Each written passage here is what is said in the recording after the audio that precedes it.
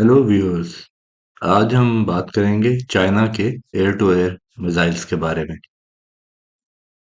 जैसा कि आपने देखा होगा वीडियोस में भी दूसरी जंग अजीम की कि गन से ही जहाज़ों की फाइट होती थी और ये चीज़ चलती रही थ्रू आउट 1950s भी चलती रही। यानी कि जो कोरियन वॉर थी 1950 से 53, उसमें भी गन फाइट सी। एक तरफ सोवियत यूनियन का मैग 15 जहाज था और दूसरी तरफ अमेरिका के सेबर जहाज थे F-86 सेबर। तो इनके दरमियान भी गन फाइट ही थी। अ, हालांकि सोवियत जहाज वो सेबर की निस्बत काफी परफॉर्मेंस में और इवन जो गन्स थी वो सेबर की 12.7 की ब्राउनिंग मशीन गन्स थी। अ, जबकि दूसरी तरफ मेग के ऊपर जो है वो उससे ज्यादा हेली कैलिबर्स की गन थी, उनकी परफॉर्मेंस बेहतर थी। खुद जहाज की परफॉर्मेंस बहुत बेहतर थी। बहरहाल उस गन फाइट के बाद अ, कोरियन वॉर तक तो गन्स ही इस्तेमाल होती रही जहाजों में। उसके बाद 1958 के अराउंड ताइवान के मामले में अमेरिका ताइवान की मदद कर रहा था, तो वहां पे जो है वो पहली दफा अमेरिका ने टेस्ट किया। टेस्ट तो खैर अपने मुल्क में कर लिया था, लेकिन पहली दफा जंग में इस्तेमाल किया गया कि अ, जिसे आज हम निकनेम साइड वाइंडर कहते हैं और अमेरिकन डेजिग्नेशन है AIM। तो उस टाइम AIM बी मॉडल है जो इस्तेमाल होना शुरू हुआ। तो पहली किल भी बेसिकली इसी अ, अ, एक F-86 का F मॉडल था जो basically air to air missile लेके जा सकता था। तो पहली किल्स में से भी जो मिग जहाज की थी वो इसी तरीके से हुई थी। लेकिन बहरहाल अमेरिकन का क्लेम है कि वो एक मिसाइल जो है वो जहाज में रह गया। अ, तो वो सोवियत के हाथ लगा और उससे उन्होंने अपना K-13 मिसाइल डेवलप किया। बहरहाल जो earlier air to air missile Soviet Union का भी था उसको AA-2, मतलब नेटो डेजिग्नेशन में AA-2 अटोल उसका निकनेम है, वो कहते हैं। तो बहरहाल लेट 50s में मिसाइल्स का इस्तेमाल शुरू हो गया और फिर इवन पाकिस्तान इंडिया वॉर में भी चंद F-86 ऐसे थे कि जो एयर टू एयर मिसाइल इस्तेमाल कर सकते थे। मोस्ट प्रोबब्ली जो F वर्जन था F-86F, और जो स्टार फाइटर थे वो सभी एयर टू एयर मिसाइल इस्तेमाल कर सकते थे। तो थोड़ा सा आप कह सकते हैं टेक्निकल एडवांटेज भी था कि इंडियन साइड की तरफ शायद शायद कोई ऐसा मिसाइल नहीं था जो air to air missile carry कर सकता उस जंग में। बस ज्यादा किल्स क्योंकि सेबर्स गन से ही आर्म थे, ज्यादा किल्स फिर भी गन्स की हैं 1965 की वॉर में इंडिया पाकिस्तान।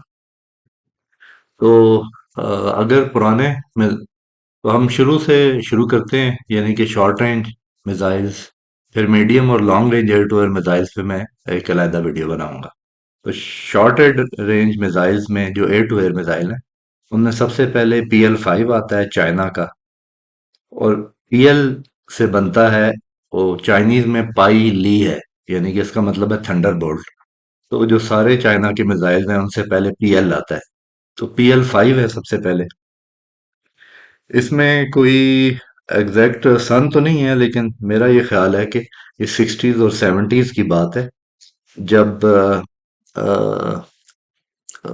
USSR के साथ चाइना के बहुत अच्छे ताल्लुकात थे। तो बहुत सी जो टेक्नोलॉजीज उसने ट्रांसफर की, उनमें से एक ये एयर टू एयर मिसाइल्स का डिजाइन भी था, जो मैंने आपको पहले बताया कि किस तरह अमेरिकन का क्लेम है कि उनके मिसाइल से ही सोवियत ने डेवलप किया आगे। AA-2 अटोल जो है सोवियत। तो ये जो चाइना का PL-5 है इसकी शक्ल उसी तरह AM9 साइडविंडर की तरह की ही है। और ये चाइना में है, Leoyang electro optics technology development centre, इन्होंने डेवलप किया था, जिसे इंस्टीट्यूट 612 भी कहते हैं। और फिर इसकी प्रोडक्शन जो है वो हैंगजोंग नैनफेंग मशीन फैक्ट्री में हुई, जिसको हैंगजोंग air to air missile factory भी कहते हैं। ये China aviation industry corporation one भी कहते हैं। इसमें इनिशियल पीएल जो था वो ज्यादा बड़ा भी था, हैवी भी था। यानी कि उसका 148 किलो वजन था। बाद में इन्होंने जो, यानी कि PL5B और सी जो है वो 148 किलो के मिसाइल थे।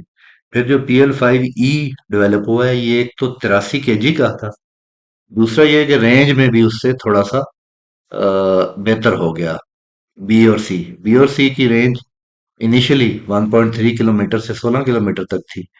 तो PLE में ये हुआ कि एक तो मिनिमम रेंज भी 0.5 किलोमीटर पे आ गई 1.3 से, और दूसरा मैक्सिमम रेंज जो है वो 18 किलोमीटर तक हो गई। स्पीड दोनों की सेम रही, मैक 2.5। और आप इसे इस्तेमाल कर सकते हैं एयरक्राफ्ट से, हेलीकॉप्टर गनशिप से भी लॉन्च कर सकते हैं। हो सकता है कि Z10ME जो चाइना से लिए हैं पाकिस्तान में, उनमें ये मिसाइल लग सकता है। वैसे तो प्रैक्टिकली जो आपका shoulder fire missile surface to air भी होता है, वो भी आप अमेरिकन, मुझे याद है कि कोबरा के साथ या अपैची के साथ भी स्टिंगर का वो वर्जन यूज कर रहे थे कि जो एयर टू एयर इस्तेमाल हो सकता है। बल हम थे इस पे PL5 पे। तो मैंने आपको बताया कि जो इसका ई वर्जन है, और ई वर्जन जो है वो पाकिस्तान ने भी, एक ऑर्डर जो है 900 मिसाइलों का था एक दफा पाकिस्तान का भी। इसके अलावा जो इसके इस्तेमाल करने वाले हैं, Bangladesh, Burma, Egypt, Iran, Pakistan, Sri Lanka, Sudan, Tanzania, Venezuela, और कुछ ज्यादातर इनमें ई वर्जन ही यूज कर रहे हैं, क्योंकि अभी जाहिर है जो अभी की जितनी भी एक्सपोर्ट होगी वो ज्यादातर ई वर्जन की होगी। तो चाइना में J10 और J11 जो है वो इसको इस्तेमाल नहीं कर रहे, वो PL8 इसका, फिर भी हम आगे जाके बात करेंगे, वो PL8 यूज कर रहे हैं। जबकि क्योंकि PL5 इसलिए नहीं यूज कर रहे क्योंकि PL8 की जो वेट और डायमेंशंस हैं वो जरा ज्यादा है PL5 से। तो इसलिए PL5 को F7 और GH7 जहाज उनके अभी तक यूज कर रहे हैं, जबकि J10 और J11 ने PL8 को यूज करना शुरू कर दिया। तो हम हैं PL5 पे ही। इसका 6 kg का लास्ट फ्रेगमेंटेशन वारहेड है, या expanding rod RF fuse, active infrared laser proximity fuse detonation होती है इसकी PL5E2 में। और तो यूजर्स मैंने आपको बता दिए इसके कौन कौन से हैं। अब हम नेक्स्ट चलते हैं PL8 पे, जिसकी अभी हम बात कर रहे थे। ये 1988 से चाइना की एयरफोर्स में है, और इसका मैन्युफैक्चर है जियान ईस्टर्न मशीनरी फैक्ट्री और कैटिक। और इनकी प्रोडक्शन 1988 से ऑनवर्ड्स 2000 तक रही है। इसका वजन है 115 kg। मैं वजन आपको इसलिए बता रहा हूँ कि ज़ाहिर है जब एक जहाज ने कैरी करना है तो बड़ा मैटर करता है कि वजन मिसाइल का क्या है। अगर कम होगा तो ज़ाहिर है वही जहाज उतने वजन में ज्यादा मिसाइलों को ले जा सकेगा। जिस तरह मैंने PL5 का आपको बताया कि इनिशियली उसका वजन 148 किलो था, लेकिन अब इम्प्रूव ई वर्जन में 83 किलो हो गया है। तो आप इससे देखें कि वेट, क्योंकि एयरक्राफ्ट में इंपॉर्टेंट चीज है, तो अगर वो कम कर लिया जाए तो उसका बहुत फायदा है। हम PL8 पे आ गए। मैंने बताया कि 1988 से इन सर्विस में। इसका 115 किलो वजन है, 11 किलो का इसका वारहेड है, हाई एक्सप्लोसिव। वारहेड से ये मैटर करता है, वैसे तो वारहेड 4 किलो के भी होते हैं। 11 किलो का ये है कि जरा आप श्योर होंगे कि जहाज जो है वो तबाह हो जाएगा अगले का। और जाहिर है जितना ज्यादा एक्सप्लोसिव होगा इतना, क्योंकि सीधा जहाज में बाज औकात लगते हैं, और प्रॉक्सिमिटी फ्यूज का होता है कि जहाज के करीब जाके फटना।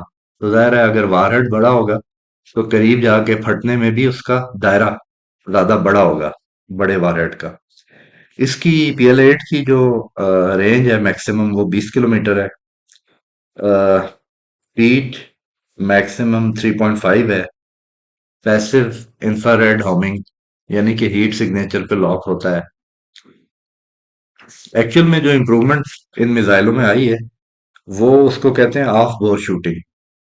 यानी कि पहले आपको जहाज के बिल्कुल पीछे जाके फायर करना पड़ता था, और वो भी कुछ किलोमीटर तक, 2 3 5 किलोमीटर, बाद का 2 3 किलोमीटर की रेंज में आके आप फायर करते थे। जो लेटेस्ट आगे वाले मिसाइल हैं अभी जो आए हैं, उसमें आपको बिल्कुल जहाज के पीछे नहीं, आप जहाज के सामने भी जाके मार सकते हैं उसको। पहले पीछे इसलिए जाना पड़ता था कि वो लॉक होता था उसकी हीट सिग्नेचर पे। अभी लॉक होने के लिए पीछे जाना जरूरी नहीं है, जिसकी वजह से ये जो थियोरेटिकल रेंजेस 16 और 18 किलोमीटर लिखी हुई हैं, ये मतलब पूरी भी हो सकती हैं अगर मैक्सिमम रेंज पे यूज किया जाए। पहले जमाने में ऐसे पॉसिबल नहीं था।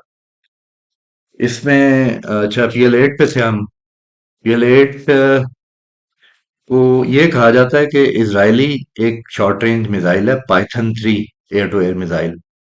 समझा ये जाता है कि ये उस पे बेस है, PL8 जो है।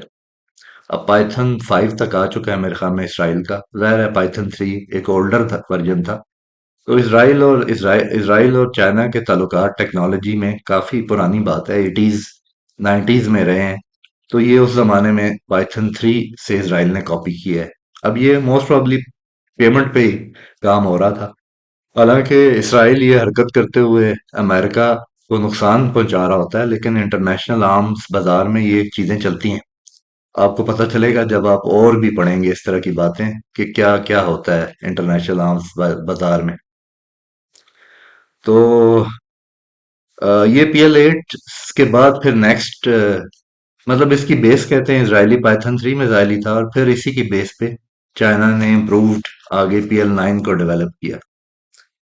इसमें शुरू में तो इसमें पाइथन 3 के कंपोनेंट्स भी उसने यूज किए, लेकिन ये है कि बाद में चाइना ने शुरू में ही इसका नाम जो है ना, PL जनरली चाइना अपना नाम नहीं देता जब तक उसमें अच्छी खासी लोकल पुर्जे ना हो, लेकिन इस मिसाइल को शुरू में ही दे दिया। उसकी वजह ये कही जाती है कि चाइना जो है मुसलमान ममालिक से अपने ताल्लुकात नहीं खराब करना चाहता था, कि उनको पता लगे कि चाइना से टेक्नोलॉजी ट्रांसफर हो रहा है। और जाहिर है थोड़ी सी रेप्यूट की बात भी हो सकती है, जाहिर है चाइना जैसे बड़े मुल्क के लिए कि वो किसी से टेक्नोलॉजी ले रहा है। तो बस इसके बारे में कहा जाता है कि ये मार्च 1988 से अप्रैल 1989 तक टेक्नोलॉजी ट्रांसफर कंप्लीट। वैसे 89 की बात हो रही है तो वो टाइनामन स्केयर में जो वाकया हुआ था चाइना का, उसके बाद अमेरिका ने पाबंदियां लगा दी थी। तो मोस्ट प्रोबेबली इसराइल ने जब 88 से 89 के दौरान ये चीजें दी हैं, तो उस टाइम तक चाइना पे कोई पाबंदी भी नहीं होगी। चाइना ने इलीगल काम नहीं किया होगा, मतलब इसराइल ने इलीगल काम इस हिसाब से नहीं किया होगा कि अमेरिका की कोई पाबंदियां नहीं होंगी। लेकिन बहरहाल 90s में भी ये काम रुका नहीं है बाकी चीजों में। इसमें 1993 में इसका एक और इन्होंने इम्प्रूव वर्जन PL8A के नाम से इंट्रोड्यूस किया। और डिजाइन में यही है कि इसमें बहुत ऑफ बोर टारगेटिंग साइट है, यानी कि आप जहाज पे किसी भी डायरेक्शन में उसके एंगल्स दिए होते हैं, जहां एंगल्स आए मैं आपको बताऊंगा। लेकिन ऑफ बोर 90 डिग्री तक, यानी कि आप फायर कर सकते हैं। 90 डिग्री का आपको मतलब है फुल टर्न आप ले लें तो 90 डिग्री का टर्न बनता है। तो दूसरा ये कि मैक 4 तक dual thrust solid rocket motor है जो इसकी स्पीड को मैक 4 तक ले जा देती है। और मिसाइल जो है उसकी मैनोवरिंग 38G तक है, और गाइडेंस की प्रिसीजन कह रहे हैं लेस देन 1 मीटर। इसको एक हेलमेट माउंटेड सिस्टम भी चाइना ने PL8 के लिए डेवलप किया है, जिसकी वजह से आप जिस तरफ पायलट देखे उस तरफ वो फायर कर सकता है। कहा यह जाता है कि शायद ये लाइसेंस पर यूज्ड है। एल्बिट सिस्टम जो इसराइल का है उसका डैश सिस्टम जो है, डिस्प्ले एंड साइट हेलमेट, या फिर लोकल है। लेकिन जाहिर है शक तो इन्हें है कि, मतलब डिफेंस कम्युनिटी को शक तो है कि ये एल्बिट सिस्टम का है, जो इसराइल की एल्बिट सिस्टम्स है। बस वो कहते हैं ये क्लियर नहीं है कि पाइथन 3 की डील का ये हिस्सा था, ये अलहदा बेस पे चाइना ने डील की थी इसराइल के साथ। और PL8 जो कहते हैं कि पाइथन 3 के बराबर है, फुली केपेबल, यानी कि इसमें कोई दोनों में फर्क नहीं है परफॉर्मेंस में। तो वैसे उन्होंने लिखा कि 70% जब तक चाइना के कंपोनेंट्स ना हो, चाइना जनरली अपने नाम नहीं देता था। लेकिन इसको शुरू में ही चाइना ने PL8 का नाम दे दिया। वही जिस तरह मैंने बताया कि इसकी वजह से जो है वो चाइना की बदनामी ना हो। और बदनामी की रीजंस भी मुख्तलिफ हैं। और PL8 बी वर्जन जो है उसमें 100% चाइनीज कंपोनेंट हो गए थे। और फिर इसका सरफेस टू एयर एक वर्जन भी है जिसे PL8H कहते हैं, जिसका वारहेड 10 किलो का है। अब PL9 पे आते हैं, जो इसी का इम्प्रूव वर्जन था। ये भी 1989 में सर्विस में आया। 123 केजी इसका PL9, जो सादा PL9 है, उसके 123 केजी वजन है। और जो इम्प्रूव वर्जन है PL9C, उसका 115 किलो वजन है। तो इनिशियली जो सादा PL9 है उसकी 15 किलोमीटर रेंज है मैक्सिमम। और जो PL9C है उसकी 22 किलोमीटर है। फिर इसका सरफेस टू एयर वर्जन भी है, जिसको DK9 कहते हैं। उसकी 8 किलोमीटर वर्जन है, रेंज है मैक्सिमम। स्पीड मैक 2 प्लस है। और इसकी जो बैच प्रोडक्शन है 1989 में स्टार्ट हुई। और जो PL9C है इसका इम्प्रूव वर्जन, वो 2002 में सर्टिफाइड हुआ, यानी कि प्रोडक्शन के लिए। PL9C ही इसका लेटेस्ट वर्जन है। और फिर surface to air version DK9 के नाम से भी है। इसको PL9C को पहली दफा 1989 में पेरिस एयर शो में दिखाया गया। और जो इसका लॉन्च यूनिट है वो बहुत रोड वर्जन में भी है और सेल्फ प्रोपेल्ड में भी है। इसका सीकर हेड जो है वो कहते हैं कि पाइथन 3 पे ही बेस है। और ±40 डिग्री की ऑफ बोर्ड साइट एंगल से फायर हो सकता है। इसकी मैक्सिमम इफेक्टिव रेंज 35 किलोमीटर है। अच्छा, ये थोड़ी सी सरप्राइजिंग बात है PL9 की, क्योंकि शॉर्ट रेंज मिसाइल ज्यादा से ज्यादा, जिसका साइड वाइंडर है, 18 किलोमीटर तक के होते हैं। बहरहाल ये भी थियोरेटिकली आप कह सकते हैं। पर उनकी ये क्लेम है कि इसकी सिंगल शॉट हिट प्रोबेबिलिटी जो है वो 90% है। इसको इस्तेमाल कर रहे हैं बांग्लादेश, नामीबिया, नाइजीरिया, पाकिस्तान। और दायरा चाइना खुद तो इस्तेमाल कर ही रहा है। उसके बाद PL10 आता है। ये 2015 से, मतलब आप ये कह सकते हैं कि लेटेस्ट मिसाइलों में से है। 2015 से आज तक यूज हो रहा है। इसका वजन भी 105 किलो है। Laser proximity fuse and impact, 20 kilometre maximum range है।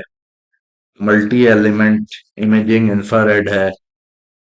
ये 2000 PL10 जो है 2004 में डेवलप होना शुरू हुआ और इसकी प्रोडक्शन में एंटर हुआ 2013 में। इसका advanced multi element imaging infrared sensor है, जिसकी वजह से इसकी ऑल एस्पेक्ट टारगेटिंग कैपेबिलिटी है। यानी कि जिस तरह AM9 साइड वाइंडर मिसाइल था, उसका लेटेस्ट वर्जन AM9X है। तो ये अभी आखिरी 2-3 वर्जन ही हैं जो ऑल एस्पेक्ट एंगेजमेंट है। ऑल एस्पेक्ट एंगेजमेंट का मतलब होता है कि आप किसी भी साइड से उसको फायर कर सकते हैं, जरूरी नहीं है उसके पीछे आके फायर करना। और इसको भी हेलमेट माउंटेड डिस्प्ले के साथ आप कनेक्ट कर सकते हैं, यानी कि जिधर पायलट देखे उधर फायर किया जा सकता है। कहा यह जाता है कि इसकी कैपेबिलिटी जो है वो 60G तक है और हाई एंगल ऑफ अटैक्स हैं इसके 60G, 60G। ये मैन्योरेबिलिटी होती है। अ, आप इससे कंपेयर कर सकते हैं कि जो पायलट नॉर्मली जहाज उड़ा रहा होता है, उसकी बॉडी की लिमिटेशन होती है कि वो 9G के पुल्स कर सकता है ज्यादा से ज्यादा। तो ये मिसाइल जो है आप देखें कि 32G, और ये वाला जिस तरह 60G तक के पुल कर सकते हैं। इसलिए कभी जो जहाज है वो मिसाइल की जो है ना मैनूवरिंग में उसको बीट नहीं कर सकता, अनलेस कि आप पायलट को निकाल दें। क्योंकि अगर पायलट को निकाल दें तो कुछ जहाज ऐसे हैं जो जाहिर है वो पायलट की लिमिटेशन को देख के ही, लेकिन ये है कि वो 13G तक के बर्दाश्त कर सकते हैं। लेकिन पायलट की वजह से 9G से ज्यादा पुल उनका नहीं किया जा सकता, क्योंकि ह्यूमन लिमिटेशन है। लेकिन जैसे ही ये ड्रोन टाइप के जहाज हैं, इनको आप मिसाइलों की तरह पुल कर सकेंगे, और एयर फ्रेम भी अगर आप उनका टफ बनाएं तो ये एक एक्स्ट्रा एडवांटेज है पायलट को कॉकपिट से निकालने का। बाकी जो रॉयल यूनाइटेड सर्विसेज इंस्टीट्यूट है वो कहता है कि PL-10 की जो कंपेरेबल परफॉर्मेंस है, जो यूरोपियन SRAM मिसाइल है और IR IST मिसाइल्स हैं उनके बराबर है। और कह रहे हैं कि इसकी सुपीरियर काइनेमेटिक परफॉर्मेंस है अगेंस्ट द AIM-9X, यानी कि अमेरिका का जो लेटेस्ट साइड वाइंडर है एक्स मॉडल AIM-9X, उससे इसकी परफॉर्मेंस जो है वो बेहतर है इस चीज में, सुपर काइनेमेटिक परफॉर्मेंसेस। और ये PL-10 जो है ये रशियन जो बराबर की टेक्नोलॉजीज हैं उनको सरपास करता है। तो इस पूरे रिव्यू में मेरे ख्याल से ये पता लगता है कि इस टाइम पे जो चाइना एक्टिवली जो एक्सपोर्ट किए हैं उसमें ये PL-5 का ई वर्जन है, जिसकी मैक्सिमम रेंज जो है वो 18 किलोमीटर है। ये कंपेरेबल है साइड वाइंडर के, आप कह सकते हैं। और बाकी उन्होंने लेटेस्ट ई वर्जन में ऑल एस्पेक्ट कैपेबिलिटी डाल दी है। और ऑफ बोर साइड एंगल जो है वो +-25 डिग्री बिफोर लॉन्च और +-40 डिग्री आफ्टर लॉन्च है। तो इस तरह से फुली ऑल एस्पेक्ट तो नहीं है, लेकिन ऑफ बोर एंगल इसके अच्छे हैं, डॉयल बैंड है, मल्टी एलिमेंट डिटेक्टर है और लेजर प्रोक्सिमिटी फ्यूज है। तो इस वजह से आप ये कह सकते हैं कि एक्सपोर्ट मार्केट में जो सक्सेस है वो इनका PL-5 है, जो अभी तक यूज भी हो रहा है एक्सटेंसिवली। जो जिनको चाइना नॉर्मली एक्सपोर्ट करता है उनको चाइना ने एक्सपोर्ट किया है। और PL-8 को आप कह सकते हैं कि इंटरम किस्म का मिसाइल था।